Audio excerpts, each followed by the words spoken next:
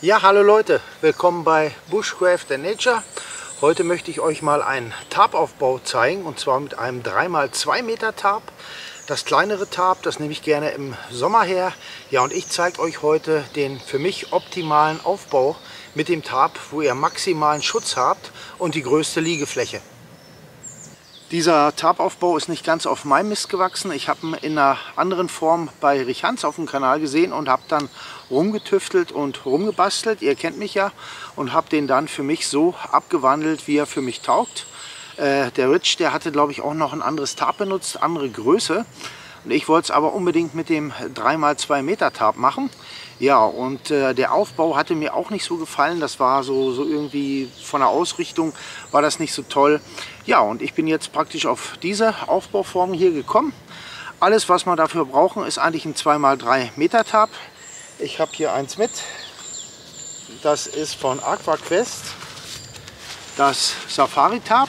3x2 Meter, bevor wieder irgendwelche Fragen kommen, was das für ein Tarp ist. Ja, dann würde ich sagen, legen wir doch einfach mal los und ich zeige euch den Aufbau.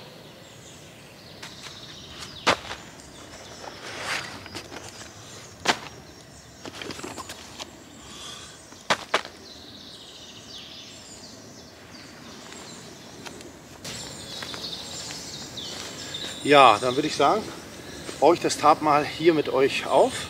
Das erste, was wir natürlich machen müssen, ist das Tarp auspacken.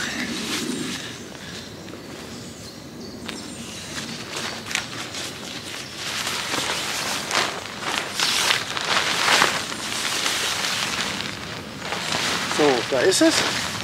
Und was wir jetzt machen, ist, wir halbieren das Tarp der Länge nach.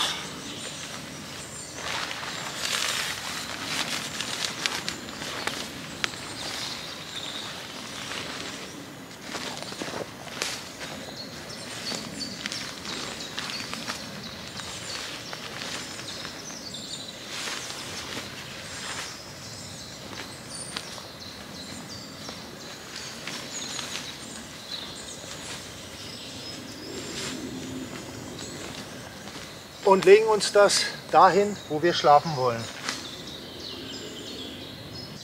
So liegt das Tarp jetzt auf dem Boden, in der Mitte gefaltet. Da hinten ist die umgeklappte Seite, vorne ist die offene Seite. Was jetzt ganz wichtig ist, wir müssen uns vorher entscheiden, auf welcher Seite wir schlafen möchten. Nach rechts oder nach links. Dementsprechend erfolgt dann auch der Tarpaufbau. Ich habe mich jetzt entschlossen, dass ich mit dem Kopf hier liegen möchte. Das wäre also von eurer Seite aus die linke Seite. Dann nehme ich hier praktisch die mittelste Lasche von dem Tarp und stecke das hier fest, wo das Kopfende sein soll. So, was auch noch wichtig ist bei dem Aufbau ist, dass ihr die Außenseite wirklich außen habt. In der Mitte liegt hier die Innenseite. So, also der Hering markiert jetzt unser Kopfende. Jetzt müssen wir die andere Seite noch abstecken. Auf der anderen Seite ist es ein bisschen komplizierter. Und zwar nehmen wir da die vordere Lasche. Das heißt, wir nehmen eine Diagonale zu dem anderen Hering. Das heißt, hier soll also das Kopfende sein. Dann nehme ich jetzt das ganze Tarp und lege das so dahin und ziehe das stramm und mache das hier fest. Das heißt, wir haben von der Hälfte des Tarps die Diagonale genommen und haben so möglichst großen Platz. Ich zeige das jetzt zum besseren Verständnis nochmal vom Namen. Also hier ist die hintere Mitte von dem Tarp. Wir nehmen hier die untere Lasche vorne, die Diagonale praktisch zu dem anderen Hering. Hier soll das Kopfende sein. Wir nehmen das Ganze, gehen hier rüber und stecken das Tarp unter Spannung fest. So, dann können wir das Ganze hier vorziehen. Wie ihr seht, haben wir dann hier unsere gerade Kante. Ich habe das Tarp jetzt mal auf dem Boden glatt gezogen. So sieht das jetzt aus. Hier hinten ist wieder unser Stück mit dem Kopfende, da ist die Kante, an der wir dann schlafen werden. Hier ist die rechte Seite, praktisch die wir von vorne nach hinten gezogen haben. Ja, und dadurch bekommen wir, weil wir die halbe Diagonale benutzt haben, hier so eine Trapezform von dem Tarp. Das nächste, was wir jetzt natürlich brauchen, ist ein Stock oder ein Ast zum Aufstellen oder wie ich hier einen Trekkingstock. Ich nehme jetzt hier ungefähr eine Länge von 1,10 Meter. Der ist für den Aufbau ausreichend, dass wir noch genügend Tiefe bekommen. Ja, und dann brauchen wir noch ein Stück Paracord zum Abspannen. Ich habe jetzt hier 5 Meter. So, und dann gehe ich her und nehme die mittelste Lasche vorne von dem Tarp und mache die hier fest. Ich nehme wie immer den schlaufen Klemmknoten. Den hatte ich ja im Video gezeigt. Wer den nicht kennt, unbedingt gucken. Praktischer Knoten. So, schon fest. Dann können wir das Tarp hier aufstellen schon und abspannen.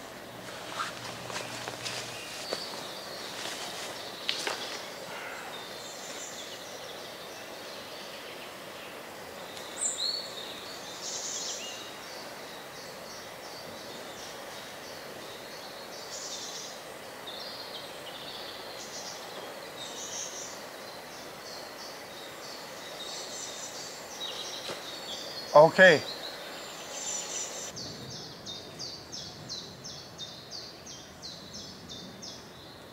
So sieht der Aufbau jetzt aus. Jetzt müssen wir eigentlich nur noch hergehen und jeweils mit einem Hering hier die Ecklaschen nach außen abspannen und der Tarpaufbau ist fertig.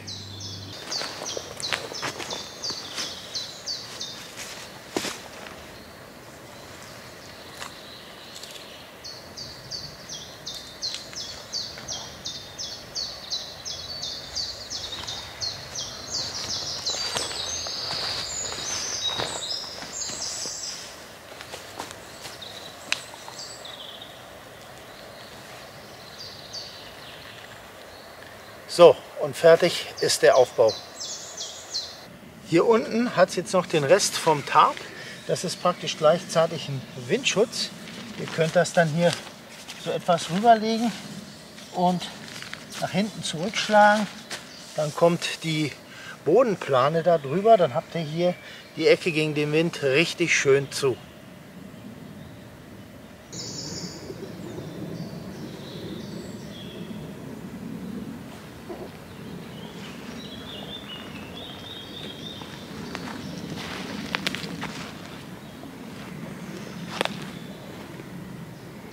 So sieht das Ganze jetzt von der Rückseite aus. Bei dem AquaQuest Tarp habt ihr dann hier noch Abspannlaschen. Da könnt ihr das Ganze hier noch schön rausziehen und gegen Regen festmachen und mit dem mittleren hier noch ein bisschen Platz schaffen nach innen.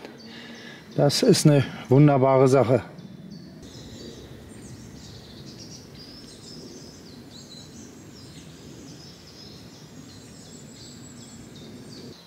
Gut, damit ihr mal eine Vorstellung von dem Platzangebot von dem Aufbau bekommt, werde ich jetzt mal eine Elefantenhaut und eine Isomatte reinlegen zur besseren Veranschaulichung.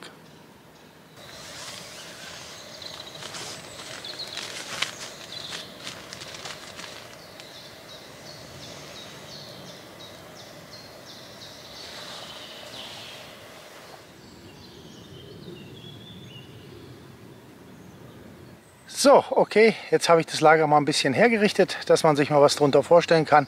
Dann würde ich doch sagen, mache ich mit euch mal den obligatorischen Rundgang. Ja, so sieht der fertige Tarpaufbau jetzt aus. In der Mitte halt die Stange, da könnt ihr natürlich auch einen Stock nehmen. Dann habe ich jetzt hier mal eine Isomatte reingelegt. Wie ihr seht, reichlich Platz. Nehmen wir die Handschuhe weg. Da kann man liegen. Und hier hinten in der Ecke hat es auch noch Platz für Ausrüstung. Hier vorne habe ich jetzt mal beispielsweise meinen Rucksack runtergestellt. Also für eine Person zum Übernachten ist das wirklich ausreichend. Man könnte hier auch den Rucksack nach hinten packen. Dann hätte man hier vorne noch die Ecke zum Kochen, wenn es regnet. Ja, dann gehen wir doch mal einmal um den Aufbau rum. Also das hier ist die breitere Seite. Seht ihr schon, das ist jetzt durch diesen verschobenen Aufbau entstanden. Das ist sehr praktisch. Dann kommt hier die Rückseite. Da habe ich nochmal abgespannt hier mit einem Stück Paracord nach außen, dass wir ein bisschen mehr Platz bekommen. Hier rübersteigen. So. Ja, und das wäre das Kopfende. Und so sieht das Ganze von hinten aus. Wer es ein bisschen offener mag, der kann natürlich auch hier noch einen Stock nehmen und das Ganze hier noch ein bisschen hochspannen oder mit einem Stück Paracord. Dann kann man da auch noch rausgucken, hat dann hier so eine Art Vordach, ist auch sehr praktisch, oder man kann es auch ganz hoch nehmen, je nach Geschmack. Nach unten abgesteckt habt ihr natürlich den besten Wetterschutz von 3 Seiten. Das ist natürlich eine sehr praktische Sache.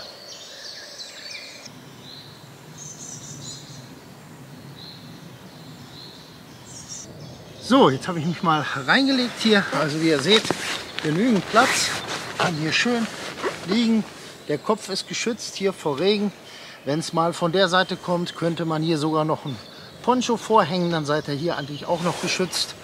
Ja, hier könnt ihr natürlich wunderbar noch eure Zeltlampe mit dran machen. Und das Gedöns, was ihr sonst noch so mit habt. Ja, und so ist das wunderschön. Ich werde euch mal zeigen, wie es von innen aussieht. Ja, das wäre so die Aussicht. Wenn ihr da drin liegt, könnt ihr auch schön in den Sternenhimmel gucken. Habt den ganzen Lagerplatz im Blick. Hier hinten steht dann der Rucksack. Und für die Füße, wie ihr seht, ist auch noch genügend Platz. Und hinter den Beinen, da ist auch noch Platz für Schuhe und Sonstiges.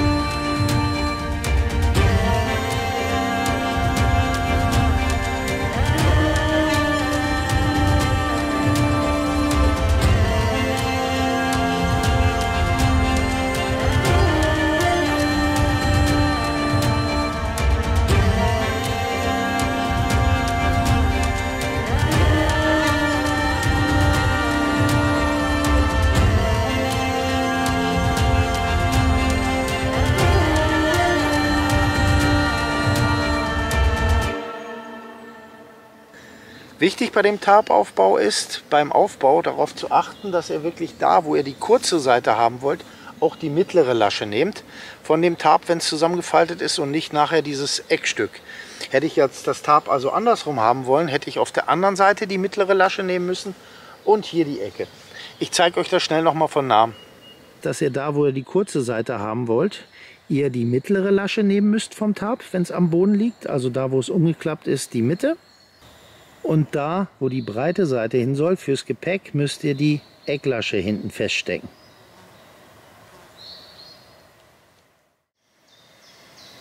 Ja, wie ihr seht, ein sehr, sehr schöner Aufbau für das 3x2 Meter Tarp.